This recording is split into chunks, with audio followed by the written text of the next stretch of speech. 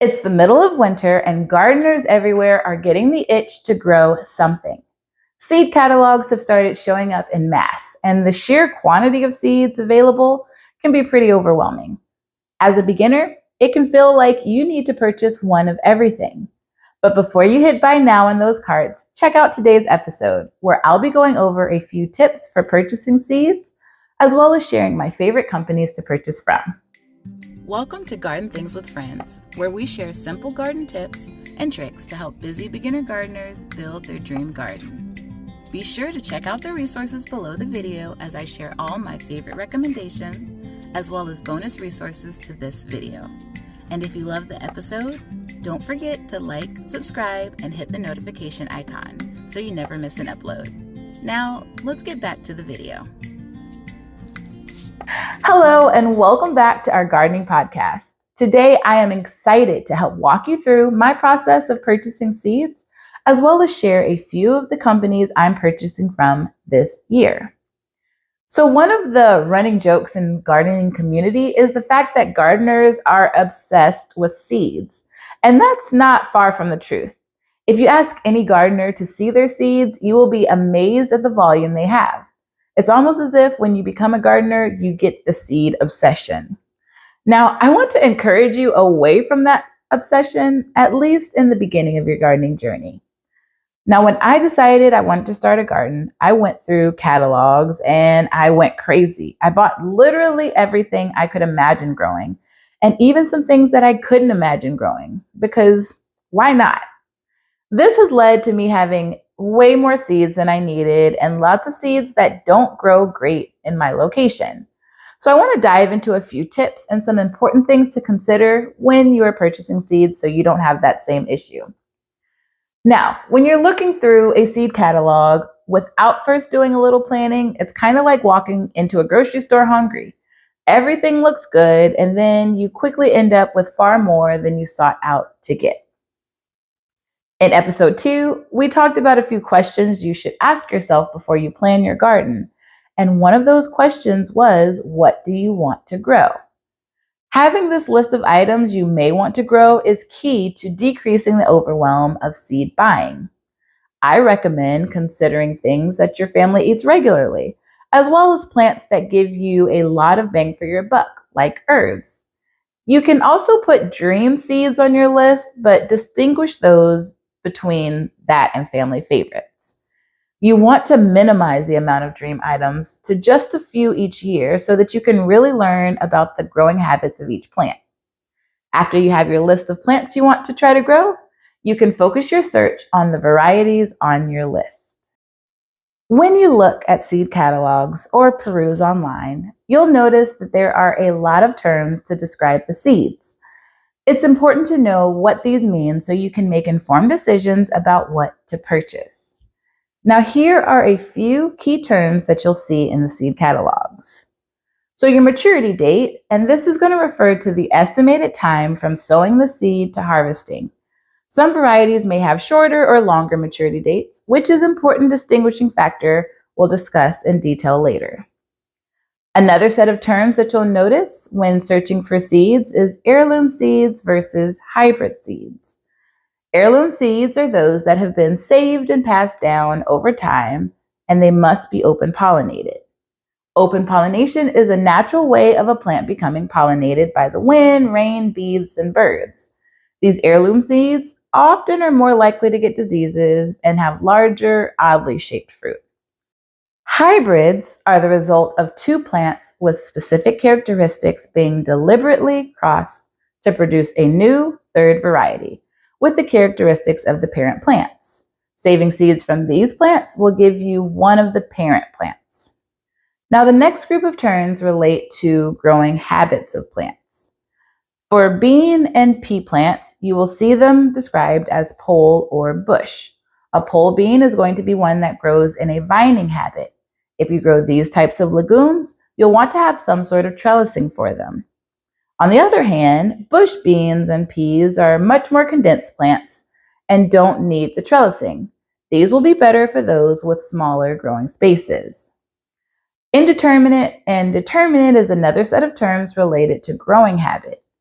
Indeterminate tomatoes will continue growing in a vine fashion and will require significant trellising. They'll also produce throughout the season. Determinate plants tend to be more bush-like. While they will require trellising, they typically have a flush of fruiting at one time and then slow down or stop producing altogether. Now, there are many more gardening terms that you may see, and I invite you to check out our garden glossary located on our website, and I'll link that in the show notes below. Now, let's look at how to use these terms when browsing through seed catalogs or websites. Trust me, it'll make a world of difference.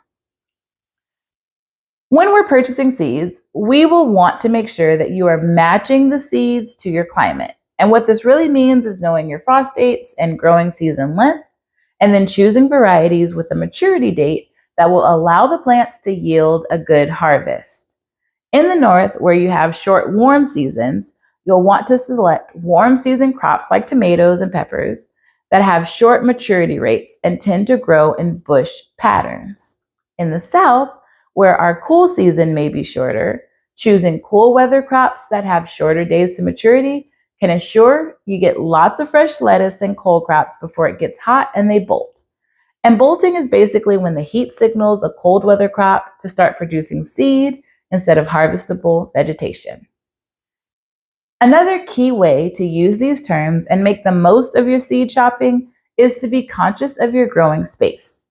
If you're growing in containers or have a small garden footprint, you will want to see if the plants will require a lot of trellising or if they grow in a bush pattern.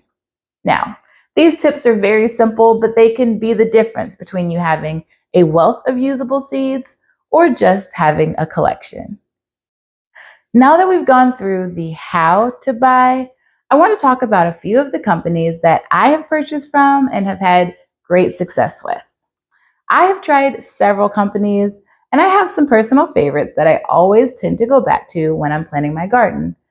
I want to explain why I love them and how they excel in different aspects. But I also want to point out that while I have purchased from everywhere, in my planning, I look to small businesses and companies that specialize in seeds. However, I have purchased seeds from the Dollar Tree that did fantastic and seeds from larger companies that never produced. I say that to say if you're making the choice to grow your own food and try out gardening, where you buy seeds is not important. Now, with that out of the way, here are some of my favorite seed companies and why I love them. Southern Exposure Seed Exchange is a company that offers a wide range of seeds, including many varieties specifically suited for southern growers. This is particularly beneficial when it comes to selecting cool weather crops. Their diverse selection ensures that customers have access to the right seeds for their specific needs. The Okra Lady is a company that I make purchases from approximately every other month. They offer a diverse range of seeds and maintain an incredibly inspiring social media presence. You've got to see her on TikTok. Additionally, this is a Black-owned business. Botanical Interest is a company I highly recommend. They possess a vast wealth of knowledge, offer a wide range of seeds, and their sales are exceptional. This year, I purchased various types of garlic, both hardneck and soft, and so far, they have thrived in my garden. Now, Isla's Garden and Seed Needs are two fantastic companies conveniently located on Amazon. They have very prompt shipping, expedited delivery, and while I understand that credibility on Amazon is sometimes questionable, I can personally attest to the success I've had with seeds from both of these shops. Now, lastly, I want to share a few companies that I've used for specialty seed purchases. The Will Seeds is a seed company I found on Etsy, and they have a wide variety of micro dwarf tomatoes. I've made multiple purchases and grown many of these plants in my AeroGarden. They have produced well, and the germination rates were phenomenal.